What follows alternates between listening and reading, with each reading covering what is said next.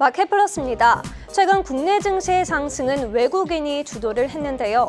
주도주 위주로 포트폴리오를 구성하고 있는 외국인과 달리 기관은 소외주에 집중하고 있는 모습을 보이고 있습니다. 한 달간 기관은 포스코홀딩스, 삼성, SDI 등 최근에 주가 부진한 흐름을 이어갔던 종목들 위주로 매수를 했는데요. 작년 급등했던 2차 전지 기업들이 조정에 들어가자 저가 매수에 나선 것으로 풀이됩니다. 같은 기간 외국인 순매도 상위 종목에 해당 종목들이 들어가 있는 것과는 대조적입니다. 반면 기관과 외국인 마음이 통한 종목도 있었습니다.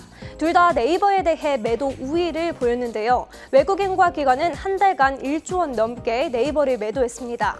일부 증권사에서는 네이버에 대해 보수적인 전망을 전하며 목표 주가를 하향 조정했는데요.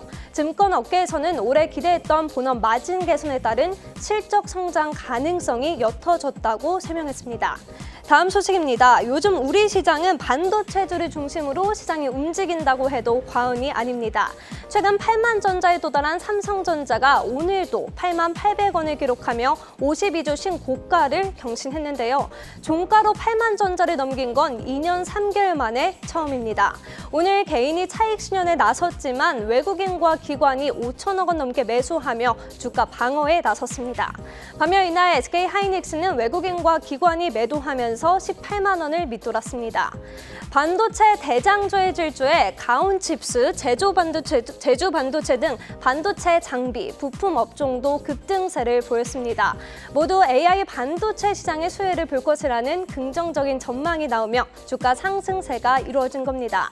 한미 반도체는 최근 SK하이닉스의 215억 원 장비 수주에 성공한 데 이어 미국의 주요 디램 제조업체인 마이크론의 신규 고객사로 확보할 것이라는 소식이 전해지며 오늘도 급등세를 이어갔는데요.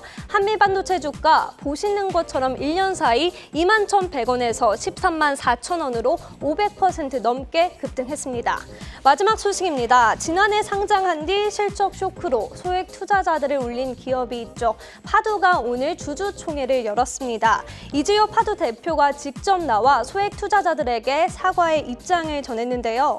거시적인 사이클을 충분히 인지하지 못하고 단기적인 변동성에 대한 대처가 부족했다고 사과를 했습니다. 또 하반기부터는 본격적인 실적 회복세가 이루어질 것이라고 전했는데요.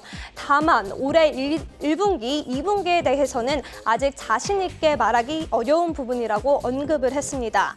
불확실한 실적 전망에 파두의 주가는 주주총회 이후 하락세를 지속하며 2% 넘게 하락한 채 장을 마쳤습니다. 지금까지 마켓플러스였습니다.